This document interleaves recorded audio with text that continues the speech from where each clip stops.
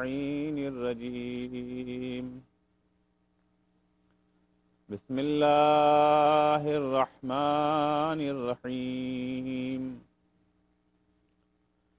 الحمد لله والصلاة والسلام على رسول الله وعلى آله آل الله لا سيما بقية الله ولعنة الله على أعدائهم أعداء الله من يومنا هذا إلى لقاء الله. أما بعد فقد قال الله قل هل ننبئكم بالأخسرين أعمالا الذين ضل سعيهم في الحياة الدنيا وهم يحسبون أنهم يحسنون صنعا. صلوات پڑھیں محمد وعلى محمد.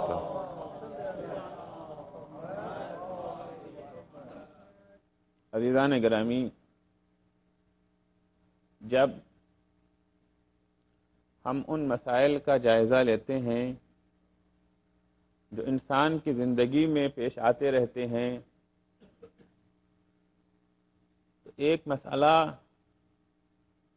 جو ہر انسان کے لیے، چاہے وہ کسی مذہب اور کسی دین سے تعلق رکھتا ہو،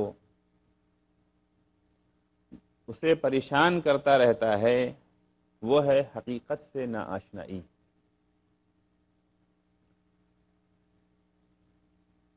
جہالت بری چیز ہے. دنیا کا کوئی انسان بھی جہالت کو پسند نہیں کرتا، چاہے وہ خود جاہل ہی کیوں نہ ہو.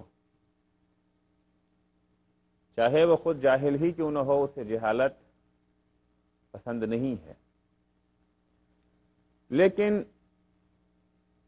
جہالت سے بڑی مصیبت یہ ہے کہ انسان جاہل ہو اور اسے یہ پتہ نہ ہو کہ وہ جاہل ہے. گناہ کی زندگی مصیبت ہے، لیکن اس سے بڑی مصیبت یہ ہے کہ گناہگار جانتا ہی نہ ہو کہ وہ گناہگار ہے. دیکھیے، جو جاہل ہے اور اسے پتا ہے کہ وہ جاہل ہے، اس کے عالم ہونے کی امید کی جا سکتی ہے. گناہگار کو اگر یہ معلوم ہو کہ وہ گناہگار ہے تو توبہ کر کے انسان صالح بن جانے کی امید کی جا سکتی ہے. لیکن اگر انسان جاہل ہے اور وہ جانتا ہی نہیں کہ میں جاہل ہوں، انسان گناہگار ہے، اسے پتا ہی نہیں کہ میں گناہگار ہوں، انسان گمراہی کے راستے پہ چل رہا ہے اور اسے معلوم ہی نہیں ہے کہ وہ گمراہی کے راستے پر گامزن ہے، ایسے انسان کا نجات پانا ناممکن نظر آتا ہے. قرآن کریم اسی بنیادی نقطے کی طرف اشارہ کرتے ہوئے ارشاد فرماتا ہے قل هل ننبئکم بالاخسرین اعمالا. دیکھیے، دنیا کا کوئی انسان گھاٹے میں نہیں رہنا چاہتا ہے. ہر انسان فائدے کی زندگی بسر کرنا چاہتا ہے، اور عقل مند تاجر، عقل مند بزنس مین وہی ہوتا ہے جو ہر ہفتے یا ہر مہینے یا کم سے کم سال میں ایک مرتبہ اپنا حساب کتاب کر لیتا ہے، ہم گھاٹے میں چل رہے ہیں یا فائدے میں. تو فطرت انسانی یہ ہے کہ وہ فائدے میں رہنا چاہتا ہے، اور یہ بھی اس کی فطرت کا تقاضا ہے کہ حساب کرتا رہے کہ ہم گھاٹے میں ہیں یا فائدے میں. وہ یہ جاننا چاہتا ہے کہ ہمارا بزنس کامیابی کا بزنس ہے یا ہم ناکامی کی طرف قدم بڑھا رہے ہیں. کیونکہ اگر حساب نہ کرے گا تو ارب پتی بھی ہوگا تو اسے ایک دن پتا چلے گا کہ اب تم فقیر ہو چکے ہو، اب تمہارے پاس ایک پیسہ نہیں بچا ہے. لہذا حساب کرتا ہے، جس دن پتا چل گیا کہ ہم گھاٹے میں جا رہے ہیں وہیں سے اپنی اصلاح کرنا شروع کر دیتا ہے۔ خداوند عالم یہ فرماتا ہے ہل ننبئکم بالاخسرین اعمالا، کیا میں تمہیں بتا دوں کہ گھاٹے میں کون ہے؟ گھاٹے میں نہیں، سب سے زیادہ گھاٹے میں۔ تو گھاٹے کی بھی قسمیں ہوتی ہیں، کبھی $2000 کا گھاٹا ہوا، کبھی $1,00,000 کا گھاٹا، کبھی کروڑ کا گھاٹا، کبھی ارب کا گھاٹا۔ تو گھاٹے کی قسمیں ہوتی ہیں، سب سے زیادہ گھاٹے میں کون انسان ہے، کیا میں تمہیں اس کا پتہ بتا دوں؟ ارشاد ہوتا ہے وہ شخص کون ہے؟ الذین ضل سعیہم فی الحیاۃ الدنیا، سب سے زیادہ گھاٹے میں وہ انسان ہے جو گمراہی کے راستے پہ چل رہا ہے۔ نہیں، یہی سب سے زیادہ گھاٹے میں نہیں ہے، یہ تو گھاٹے میں ہے۔ سب سے زیادہ گھاٹے میں کون ہے؟ ایک دوسری صفت بھی لگائی ہے، الذین ضل سعیہم فی الحیاۃ الدنیا وہم یحسبون انہم یحسنون صنعا، راستہ گمراہی کا اپنائے ہوئے اور سمجھ رہے ہیں کہ ہم اچھے راستے پہ چل رہے ہیں۔ صلوات پڑھیں گے محمد وآل محمد پر۔ یہی نہیں ہے کہ صرف گمراہی کے راستے پہ چل رہے ہیں، اگر گمراہی کے راستے پہ چل رہے ہیں اور پتہ ہے کہ یہ گمراہی کا راستہ ہے، اگر ضلالت کے راستے پہ چل رہے ہیں اور جانتے ہیں کہ یہ ضلالت کا راستہ ہے، اگر گناہ کر رہے ہیں اور یہ معلوم ہے کہ جو ہم کر رہے ہیں وہ گناہ ہے، اس بات کی امید کی جا سکتی ہے۔ نہیں، سب سے زیادہ گھاٹے میں وہ ہے گناہ کر رہا ہے ثواب سمجھ کے۔ آپ اگر جائزہ لیں اپنے ماحول کا، ایسے افراد کم نظر نہیں آئیں گے۔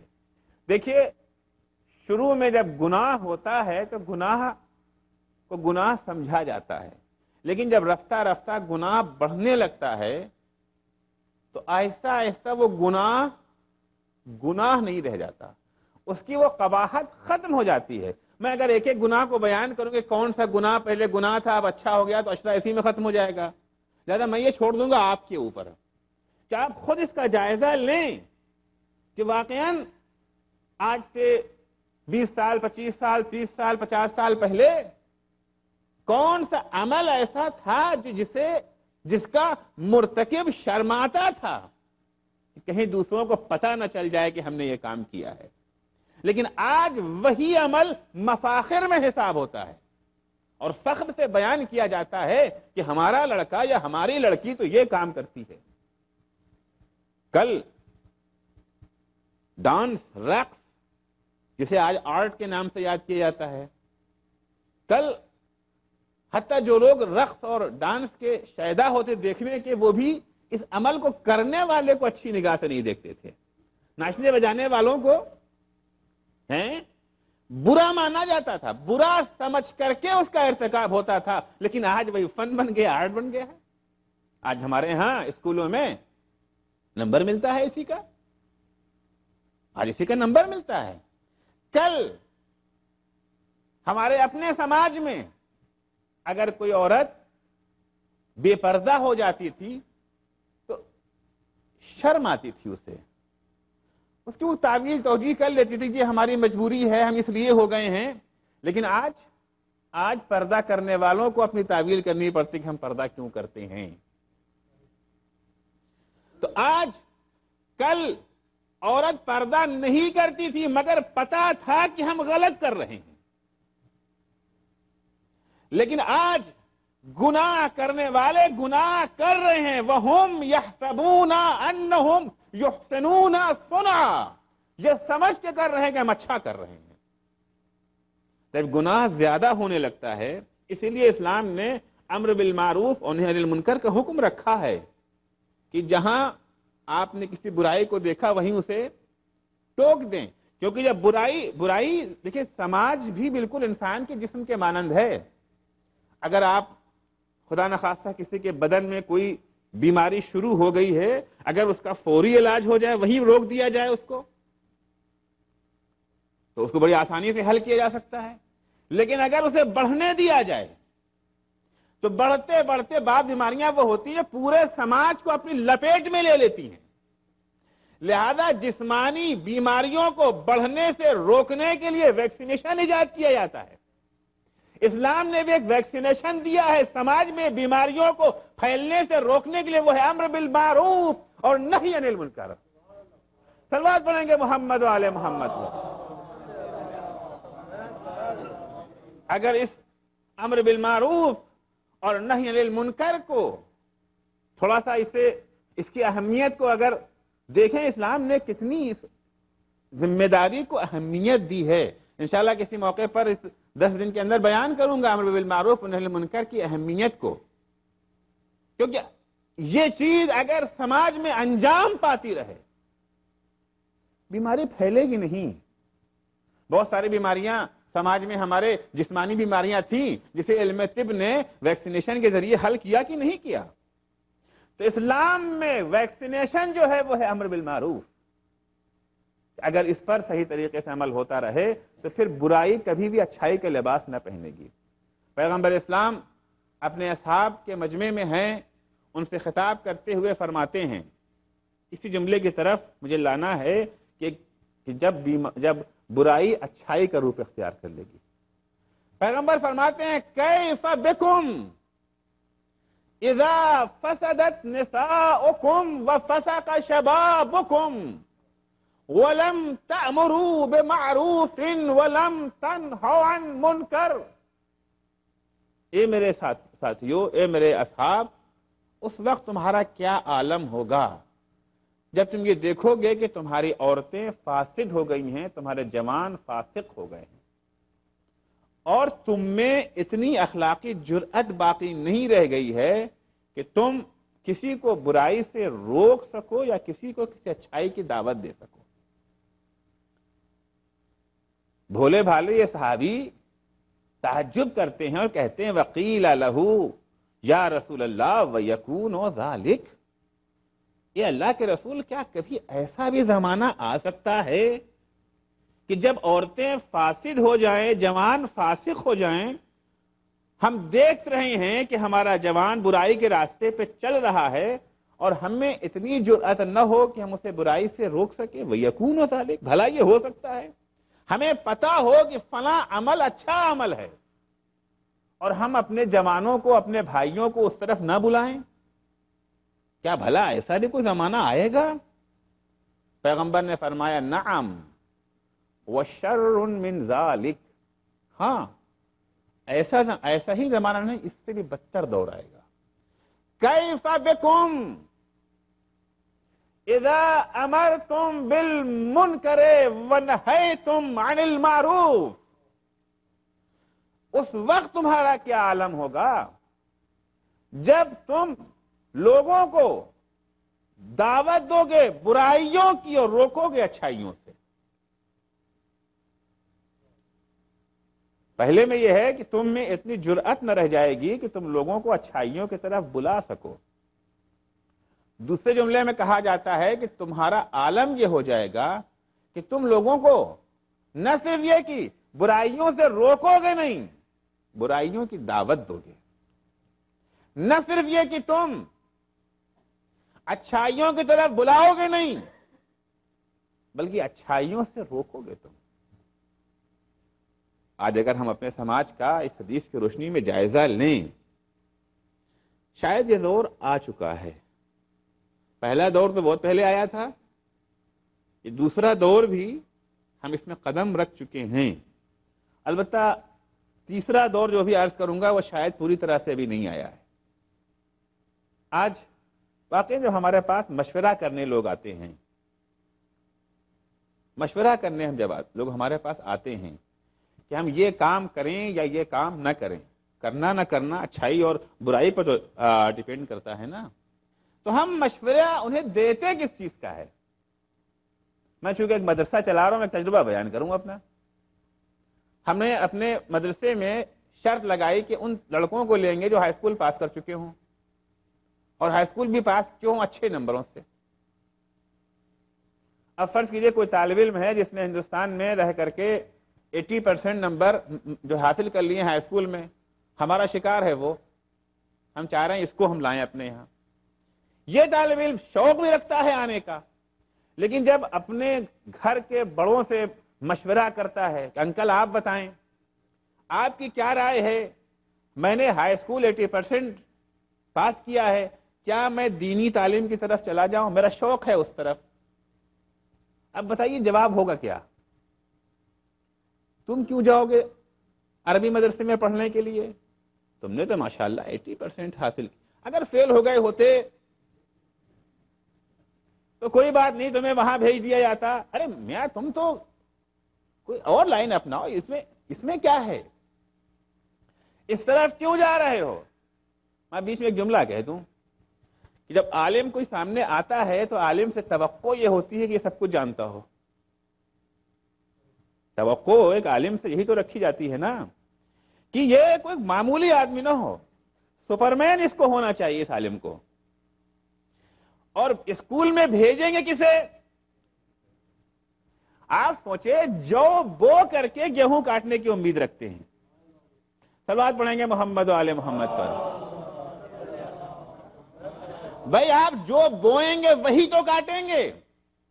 جب اچھے ذہن کے لڑکوں کو آپ اسکول میں بھیجیں گے نہیں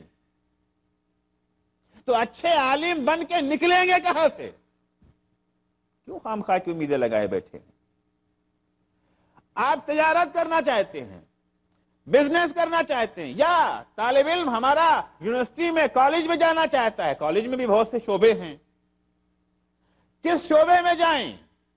کہتے ہیں بیٹا دیکھو اسکوپ کس چیز کا ہے، یہ نہیں کہتے ہیں کہ دیکھو انسانیت کو ضرورت کس چیز کی ہے۔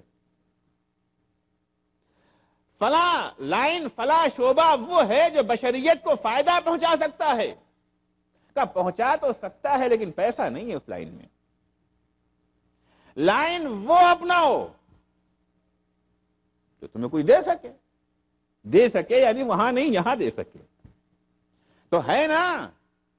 آج یعنی یہ وہ مثالیں ہیں جو میں گنہگار معاشرے کی بات نہیں کرتا، اپنے دیندار معاشرے کی بات کرتا ہوں کہ وہ برائی وہ ہے جو دبے قدموں ہمارے ہاں داخل ہو گئی ہے۔ تو پیغمبر فرماتے ہیں کیف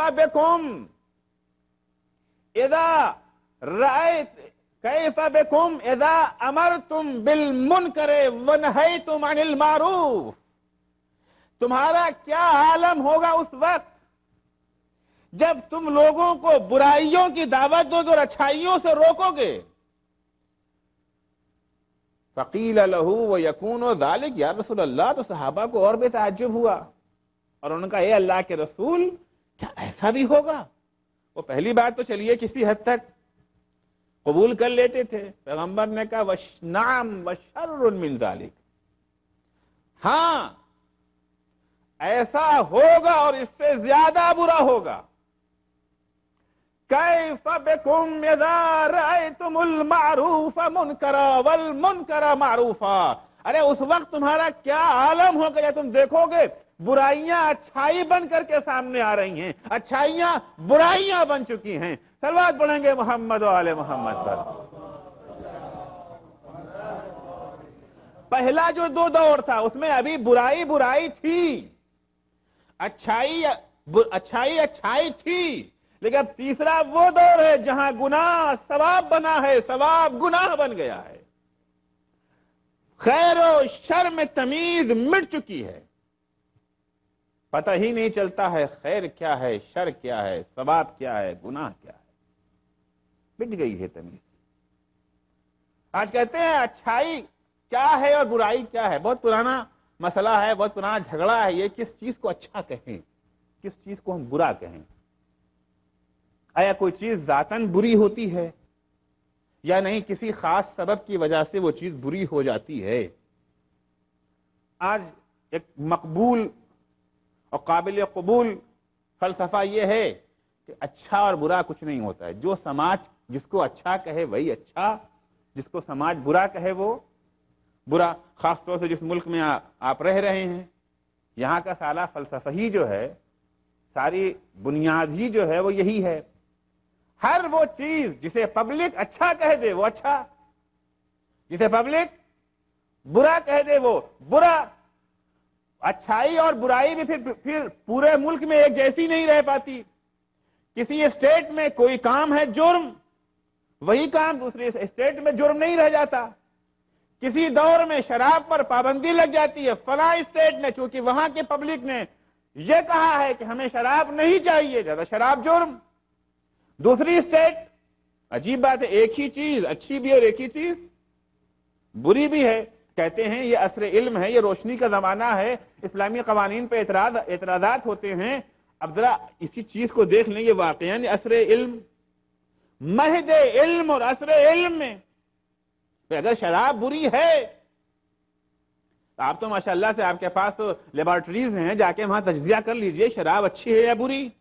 کہ نہیں، ہمیں شراب کی ذات سے مطلب نہیں، ہمیں تو پبلک کی خواہش سے مطلب ہے۔ پبلک جس چیز کو اچھا کہہ دے وہی اچھا، اور جس چیز کو پبلک برا کہہ دے وہی برا۔ ہم تو پبلک کے نوکر ہیں، جس چیز کا انہوں نے کہہ دیا۔ عزیزان محترم، کاش اپنی اسی بات پر یہ مغربی دنیا باقی رہ جائے۔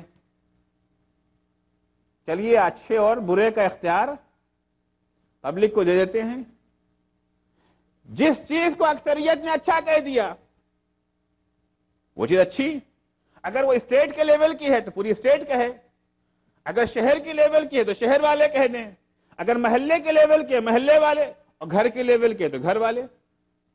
جس چیز کو اچھا کہہ دیں وہ اچھا، برا جس چیز کو کہہ دیں برا۔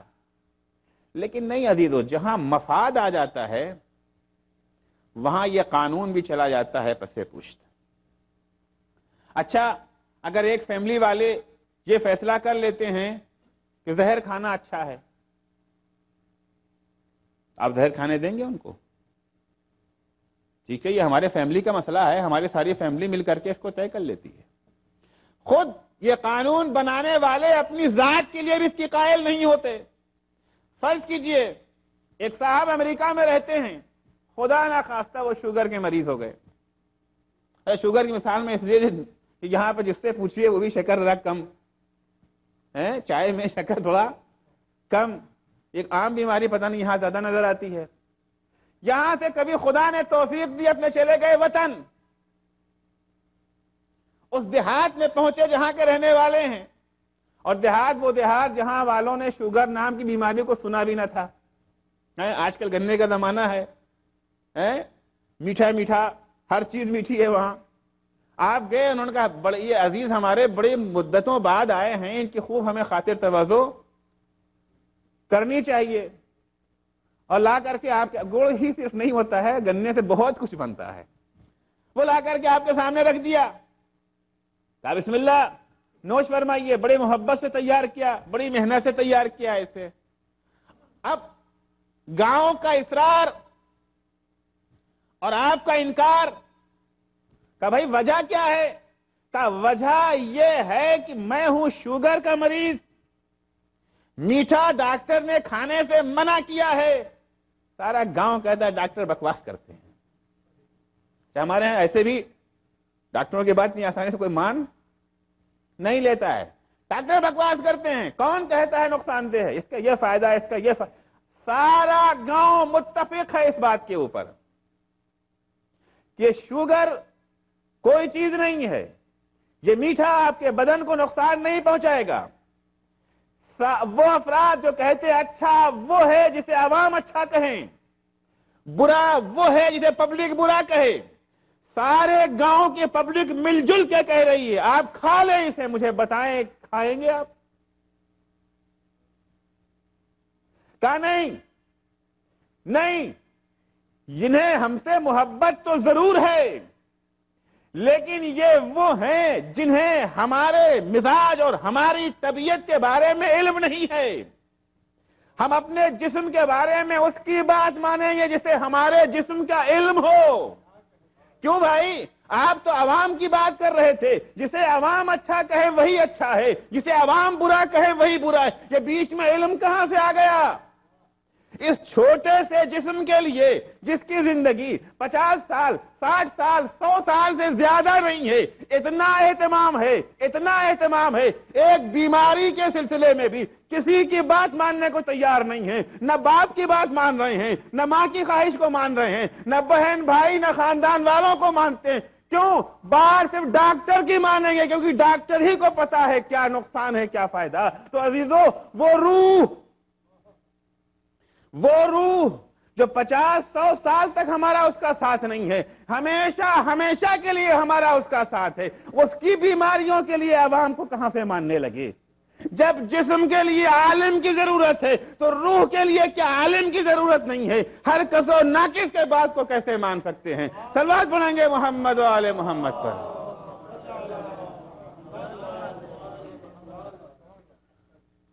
اچھا کون اچھا ہے، برا کون معین کر سکتا ہے؟ اچھائی کیا ہے، برائی کیا ہے، ثواب کیا ہے، گناہ کیا ہے؟ وہ معین کر سکتا ہے جس کے پاس علم ہو۔ عزیزو، یہ تو جسم کی بات تھی، ایک چھوٹی سی، اس سے بھی کم قیمت مثال دے دوں۔ ایک چھوٹی سی کار خریدتے ہیں، چھوٹی سی کار خریدی، لے کر کے آئے، ہمیں نہیں پتا آپ کے یہاں ڈیزل سستا ہے یا پیٹرول مہنگا ہے۔ ہمارے یہاں ہندوستان میں ڈیزل سستا ہے، پیٹرول مہنگا ہے۔ کچھ گاڑیاں ہمارے یہاں وہ ہے جو ڈیزل سے چلتی ہیں، کچھ گاڑیاں وہ ہیں جو کہ پیٹرول سے چلتی ہیں۔ گاڑی لے کر کے آئے، اب اس میں ڈالیں کیا، پیٹرول یا ڈیزل؟ مشورہ دیا، ارے بھائی پیٹرول تو مہنگا ہے، 25 روپے 26 روپے لیٹر ہے، 10 روپے لیٹر میں مل جائے گا تمہیں ڈیزل، 26 کے بجائے 10 والا ڈال دو، اقتصادی فائدہ ہے اس کے اندر۔ مشورہ دے دیا، ماننے کو تیار نہیں ہوتے ہیں، کہتے آپ تو کہہ رہے ہیں کہ ڈیزل ڈال دو، لیکن وہ جو گاڑی کے ساتھ گائیڈ بک ملی ہے، کتاب ہدایت، اس میں لکھا ہے اسے چلانا پیٹرول سے۔ ان کا جی مارو گولی اسے، کتاب ہدایت کو ہٹاؤ، خود اپنی عقل سے سوچو، 2-2-4 کی بات ہے، 10 روپے والا یا 25 روپے والا، فائدہ کس میں ہے؟ 10 والے میں ہے۔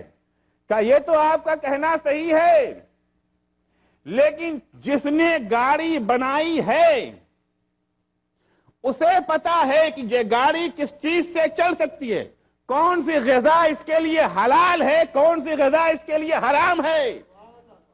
ایک معمولی سی گاڑی کے لیے سہارا لیتے ہو بنانے والے کا، جو غذا اس نے حلال قرار دیا ہے اس غذا کو استعمال کرتے ہو، پھر جب یہ تمہارا جسم، یہ تمہارا پیکر، یہ تمہاری روح جسے اس نے بنایا ہے، اس کے لیے کیا حلال ہے کیا حرام، کون سی غذا فائدے مند ہے کون سی غذا نقصان دہ، اب جب اس سے پوچھنے کی بات آتی ہے، اس نے جو گائیڈ بک بھیجی ہے، جو کتاب ہدایت اس نے نازل کیا ہے، جب کہتے ہیں اس سے معلوم کرو، تو کہتے نہیں یہاں تو عوام سے پوچھیں گے، ہم یہاں تو ہم عوام کی رائے لیں گے۔ تو عزیزو، آپ نے کہا علم ضروری، قانون کس کا مانیں گے؟ قانون اس کا مانیں گے جس کے پاس علم ہو، قانون اس کا مانیں گے جس نے خلق کیا ہو۔ کہ اچھا ایک انجینئر صاحب اور آئے، ان کا میرے پاس علم بھی ہے، میں بھی کار بناتا ہوں، میری بھی کار کی ایک فیکٹری ہے، میرے پاس یہ کار کی ایک فیکٹری ہے، میرا مشورہ یہ ہے کہ آپ اس میں پیٹرول کے بجائے ڈیزل ڈالیں، میرا مشورہ یہ ہے۔ اب یہ کہتے ہیں نا کہ وہ بتا سکتا ہے جسے مجھے پتا ہے کہ گاڑی میں کیا کیا ہوتا ہے، سب جانتا ہوں، کہیں ابھی کھول کے آپ کے سامنے رکھ دوں پوری گاڑی کو، ایک ایک پرزے سے میں واقف ہوں، پھر بھی دل نہیں مانتا، ہو سکتا ہے کہیں ان میں ان کی کوئی چال تو نہیں ہے، کیونکہ اگر ہم نے ان کے مشورے پہ عمل کیا اور پیٹرول کے بجائے ڈیزل ڈال دیا تو کل یہ کمپنی بیٹھ جائے گی، لوگ کہیں گے صاحب وعدہ یہ تھا کہ گاڑی کو 5 سال کچھ ہوگا نہیں، یہ 6 مہینہ بھی نہیں چلی، رفتہ رفتہ کمپنی بدنام ہوگی ان کی، اور ان کے کسٹمر کھچ کر کے ان کی طرف آ جائیں گے، تو کہیں اس مشورے میں ان کا ذاتی فائدہ تو نہیں شامل۔ تو عزیزو، ہم جب خیر و شر کا مشورہ کسی سے لینے جاتے ہیں تو یہ بھی دیکھتے ہیں کہ کہیں اس مشورے میں ان کا ذاتی فائدہ تو شامل نہیں ہے۔ تو اب جب ہم انسان کے بارے میں کسی سے رائے مشورہ لینے جاتے ہیں تو یہ کیوں بھول جاتے ہیں؟ یہ دنیا کے قانون بنانے والے کہیں ایسا تو نہیں ہے اس قانون میں ان کا ذاتی فائدہ شامل ہو؟ انہوں نے شراب کو مفید قرار دے دیا، جائز قرار دے دیا، کہیں شراب کی کمپنیوں سے انہیں پیسہ تو نہیں مل گیا ہے؟ اور یہ کوئی نئی چیز تو نہیں ہے، یہ ایک عام سی بات ہے۔ آج دنیا کی پارلیمنٹیں عام طور سے انہی طاقتوں کے ہاتھ میں کھیلا کرتی ہیں۔ تو عزیزو، قانون بنانے کے لیے، خیر و شر کو معین کرنے کے لیے ہر انسان 4 چیزوں کا یقیناً خیال رکھتا ہے۔ پہلی بات یہ کہ اس کے پاس علم ہونا چاہیے، اس نے اسے خلق کیا ہو اور اسے اس کی مصلحتوں کا علم ہو اور اس کا ذاتی فائدہ اس میں شامل نہ ہو۔ اگر ذاتی فائدہ شامل ہوتا ہے، انسان ایسوں کے مشورے کو شک کی نگاہ سے دیکھتا ہے۔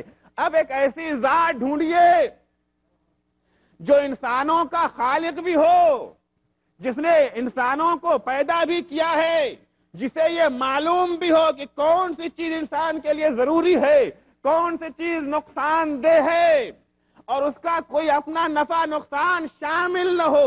ایسی ذات امام جعفر صادق کے بقول خدا کے علاوہ کوئی ذات نہیں ہے۔ امام جعفر صادق فرماتے ہیں وہ خدا جس نے قانون بنایا ہے، جس نے خیر و شر کو معین کیا ہے، جس نے یہ بتایا ہے کہ انسان کے لیے کیا اچھا ہے کیا برا ہے، وہ ذات ہے غنیًا عن طاعتہم وآمنًا من معصیتہم۔ وہ خدا ہے جسے نہ بندوں کی اطاعت سے کوئی فائدہ پہنچتا ہے اور نہ نافرمانی سے نقصان پہنچتا ہے۔ لأنه لا يضره معصیت من عصاه وطاعت من اطاعه۔ جو خدا کی اطاعت کرتا ہے وہ اسے کوئی فائدہ نہیں پہنچا سکتا ہے، جو نافرمانی کرتا ہے اسے کوئی نقصان نہیں پہنچا سکتا ہے۔ اس نے جس چیز کو حلال قرار دیا ہے اس میں اس کا کوئی فائدہ نہیں ہے، جس چیز کو حرام قرار دیا ہے اس کا کوئی نقصان نہیں ہے۔ یہ حلال، یہ حرام، یہ واجب، یہ مستحب، مباح، جتنی چیزیں بھی ہیں، ساری کی ساری چیزیں انسان کے فائدے کے لیے خدا نے خلق کیا ہے۔ صلوات پڑھیں گے محمد و آل محمد پر۔ انشاءاللہ کل کی مجلس میں عرض کروں گا کہ جو قوانین خدا بند عالم نے بیان کیے ہیں، بنائے ہیں، کیوں بیان کیے ہیں، فلسفہ ان کا کیا تھا اس سلسلے میں۔ تو عزیزو، خیر اور شر کا فیصلہ اگر ہم نے اپنے اختیار میں لے لیا تو سوائے بدبختی کے کچھ حاصل نہ ہوگا۔ جس طرح سے ہم دنیا میں اپنے امور کے لیے، اپنی تجارت میں، اپنے گھر میں، اپنی گاڑی کے لیے، اپنی صحت کے لیے ہمیشہ ایسوں سے پوچھتے ہیں جن کے بارے میں ہمیں پتا ہوتا ہے کہ ان کے پاس علم ہے۔ عزیزو، انسان کے بارے میں کس کے پاس علم ہے؟ کون جانتا ہے انسان کیا ہے؟ کہتے ہیں سائنس نے ترقی کر لی، یقیناً سائنس نے ترقی کی ہے، لیکن جیسے جیسے علم آگے بڑھتا گیا، جتنی سائنس نے ترقی کی، ویسے ہی یہ اعتراف بھی آتا گیا کہ ہمیں انسان کے بارے میں کچھ نہیں پتا۔ آج کتاب لکھی جاتی ہے انسان موجود ناشناختے، انسان کو کسی نے پہچانا ہی نہیں۔ ہاں، کل جب تک علم نے ترقی نہ کی تھی اس وقت تک یہ کہا جاتا تھا کہ ہم انسان کے بارے میں بہت کچھ جانتے ہیں۔ کل ایک حکیم جی مطلب کھول کے بیٹھ جاتے تھے، اچھے حکیموں کی بات کر رہا ہوں، جاہلوں کی نہیں۔ انسان پہنچا ان کے بعد، بیمار انسان، حکیم صاحب آنکھ میں تکلیف ہے، انہوں نے فوراً دوا پیش کر دی۔ دل میں تکلیف ہے، دوا حاضر ہے۔ پیٹ میں تکلیف ہے، دوا حاضر ہے۔ جس بیماری کا علاج کرانا ہو ایک حکیم سارا علاج کر دیتا تھا۔ آج علم طب نے ترقی کی، یقینی طور کے اوپر کل کا علم طب جو تھا مقابلہ آج کے علم طب کا نہیں کر سکتا۔ آج علم طب نے بہت ترقی کر لی، لیکن آج ذرا کسی ایک ڈاکٹر کے پاس جا کے اپنا سارا علاج کرا تو لیجئے۔ پیٹ میں درد ہے، ڈاکٹر کے پاس گئے، دوا دیجئے، کہا جی میں تو ہارٹ کا اسپیشلسٹ ہوں۔ دوسرے کے پاس گئے، کہتا میں آنکھ کا، تیسرے کے پاس کہا میں ہڈی کا۔ درجنوں ڈاکٹروں کے دروازے سے دھکے کھا کے واپس آئیے، تب کہیں جا کے ایک ڈاکٹر ملے گا۔ یہ جو کہتا ہے کہ میں دل کا ڈاکٹر ہوں، کیا مطلب؟ یعنی کہتا ہے مجھے فقط دل کے بارے میں معلوم ہے، بقیہ میں کچھ نہیں جانتا۔ یہ اپنے علم کا اعلان نہیں کرتا ہے ڈگریاں لکھ کر کے، اپنی جہالت کا اعلان کرتا ہے۔ کل کا حکیم دعویٰ کرتا تھا میں سب کو جانتا ہوں، آج کی سائنس نے ترقی کر کے اسے یہ سمجھا دیا کہ تم کچھ نہیں جانتے، تمہیں کچھ نہیں معلوم ہے۔ ایک مشہور دانشور کہتا ہے تمہیں یہ اگر جاننا چاہتے ہو کہ ہمیں انسان کے بارے میں کیا معلوم ہے اور کیا نہیں معلوم، تو سمندر کے کنارے کھڑے ہو جاؤ، سمندر سے چلو میں پانی لے لو، جتنا پانی چلو میں ہے یہ ہے ہمارا علم، جتنا پانی سمندر میں ہے وہ ہے ہماری جہالت۔ عزیزو، چلو بھر پانی لے کر کے چلو بھر معرفت کے ذریعے بحر انسانیت کے بارے میں فیصلے صادر کرنا چاہتے ہیں۔ صلوات پڑھیں گے محمد و آل محمد پر۔ تو خیر اور شر انسان فیصلہ نہیں کر سکتا۔ جب بھی انسانوں نے خیر اور شر کے فیصلے کو اپنے ہاتھ میں لینا چاہا ہے، تب یہ انسان بھٹکا ہے۔ عزیزو، جب کربلا کی داستان کا ہم جائزہ لیتے ہیں، جب یہ دیکھتے ہیں کہ مسلم کوفے میں جب آئے ہیں تو 18,000 آدمی ان کے ہاتھوں پر بیعت کرتے ہیں، اور جب ابن زیاد داخل ہوتا ہے تو 18 بھی نہیں رہ جاتے ہیں ان کے ساتھ۔ بڑی حیرت ہوتی ہے کہ 2 دن کے اندر اتنی عظیم تبدیلی کیسے آ گئی۔ کیا واقعاً کوفے کے رہنے والے سارے کے سارے کافر تھے، سارے کے سارے منافق تھے؟ اتنی آسانی سے ہم کوفے کے بارے میں یہ رائے قائم نہیں کر سکتے، کیونکہ یہی کوفہ ہے جہاں شہادت حسین کے بعد توابین کا انقلاب آتا ہے۔ کم سے کم 5,000 افراد اٹھ کھڑے ہوتے ہیں کہ ہم نے حسین کا ساتھ نہ دے کر کے غلطی کی ہے، ماریں گے اور مر جائیں گے، اور ان میں سے سارے کے سارے نے اپنی جان دے دی۔ اگر یہ کوفہ سارے کا سارا برا ہوتا تو یہ 5,000 کہاں سے اٹھے؟ جناب مختار کا قیام اور انقلاب اسی کوفے سے ہوا۔ اگر یہ کوفہ سارے کے سارا دشمن اہل بیت تھا تو یہ مختار کے ساتھی کہاں سے نکلے؟ جتنی انقلابی تحریکیں عالم اسلام میں رونما ہوئی ہیں ان کا زیادہ تر حصہ کوفے سے ہوا ہے۔ پھر یہ وجہ کیا تھی کہ ابن زیاد کے آتے ہی، جس وقت ابن زیاد داخل ہوا ہے کوفے میں، تو بھیس تبدیل کر کے آیا تھا۔ لوگ یہ سمجھ رہے تھے شاید امام حسین آ گئے، لہذا اس نے بنی ہاشم کے لباس پہنا ہوا تھا، چہرے کے اوپر نقاب پڑی ہوئی تھی۔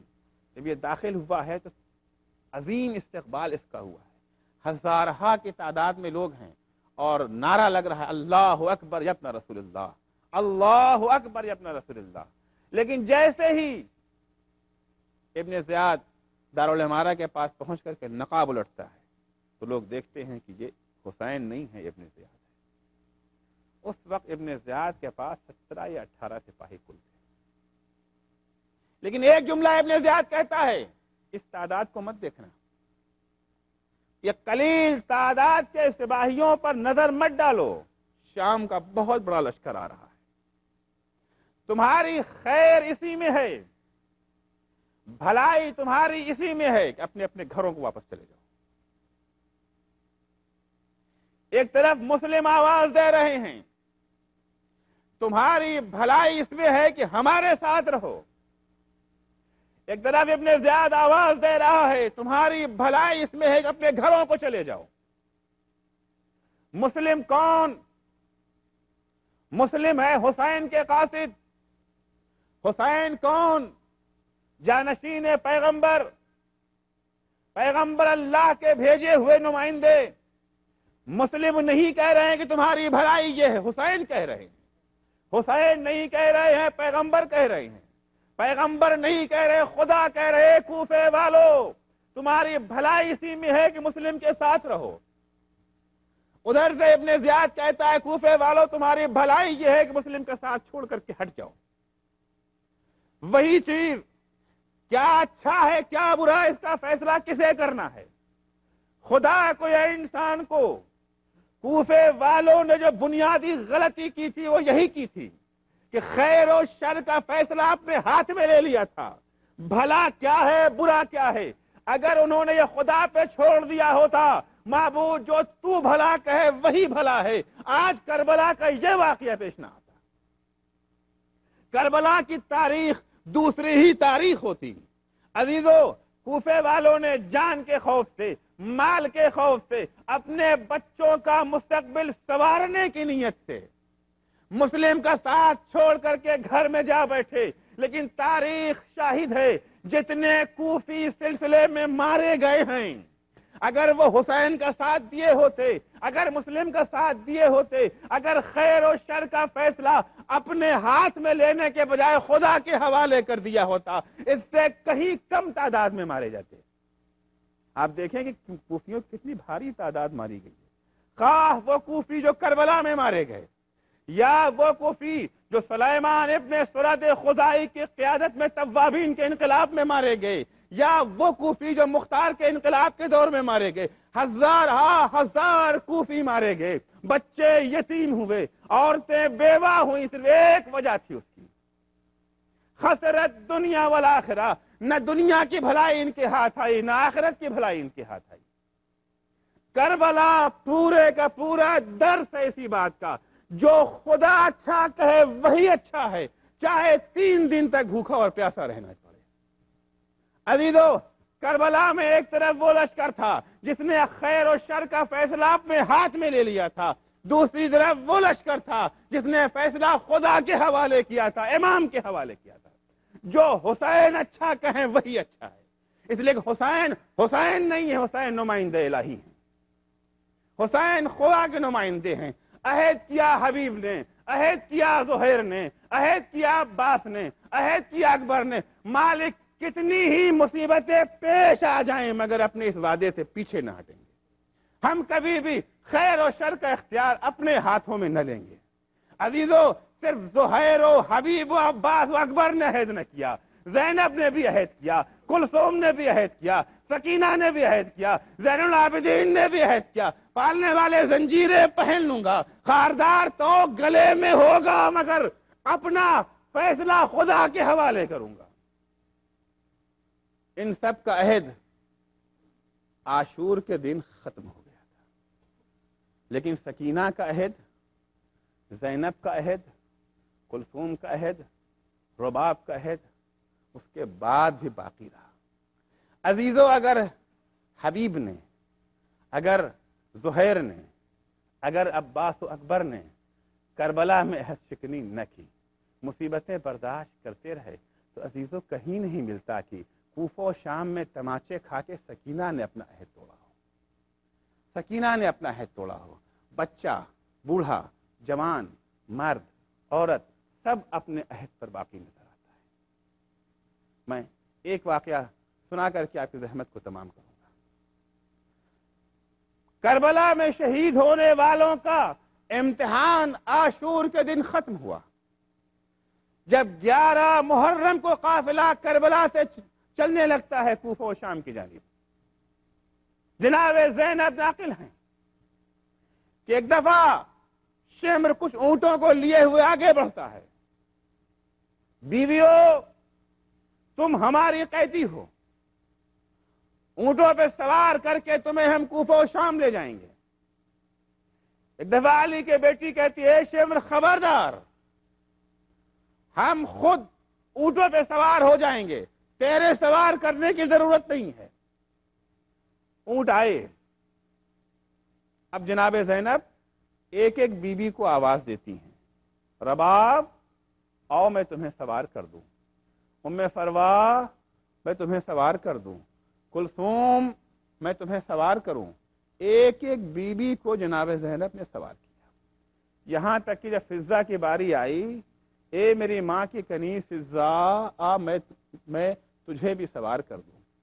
فضہ تیار نہیں ہوتی ہے، نہیں بیوی میں آپ کو سوار کروں گی. ایک دفعہ زینب کہتی، اے فضہ تجھے میرے ماں کی حق کی قسم. زینب نے فضہ کو بھی سوار کیا. سب بیویاں سوار ہو چکتی ہیں. ایک دفعہ جناب زینب کی باری جب آتی ہے، اب زینب کو کون سوار کرے؟ زینب کو کون سوار کرے، زینب کا دل بھر آتا ہے۔ ایک دفعہ ترائی کی طرف رخ کیا، بھیا عباس، بھیا عباس، بہن جا رہی ہے۔ مقتل کی جانب رخ کیا، بیٹا اکبر، بیٹا قاسم، ارے پھوپھی بلوائے عام میں برہنہ سر کھڑی ہے، اے بیٹا بڑے شان سے مدینے میں سوار کیا تھا۔ کون تھا جو زینب کو سوار کرتا؟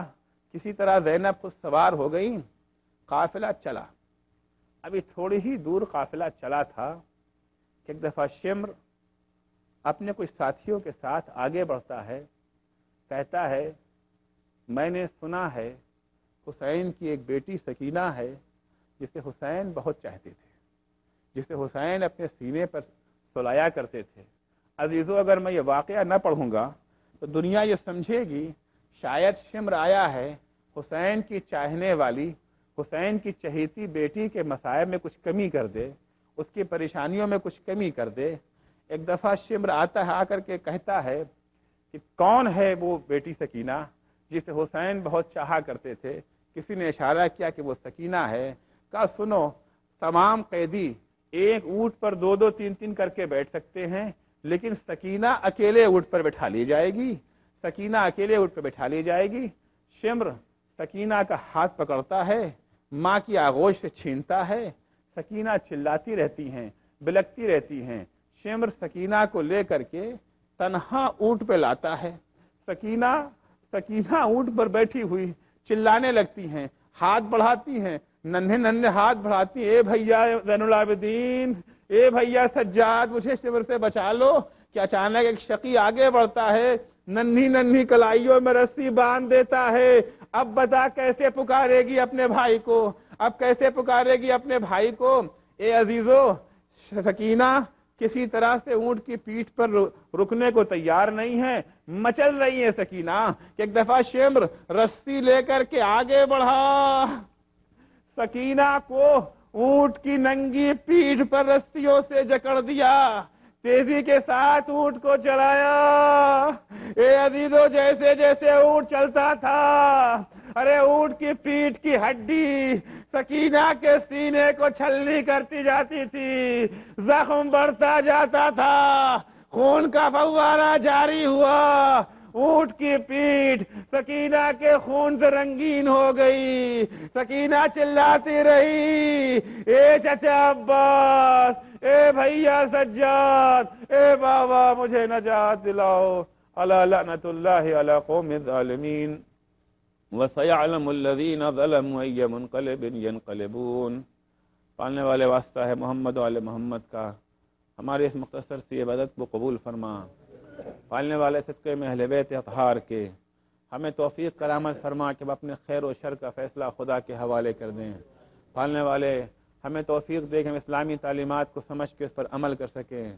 بار الہ واسطہ ہے محمد و آل محمد کا، ہماری اس مختصر سی عبادت کو قبول فرما۔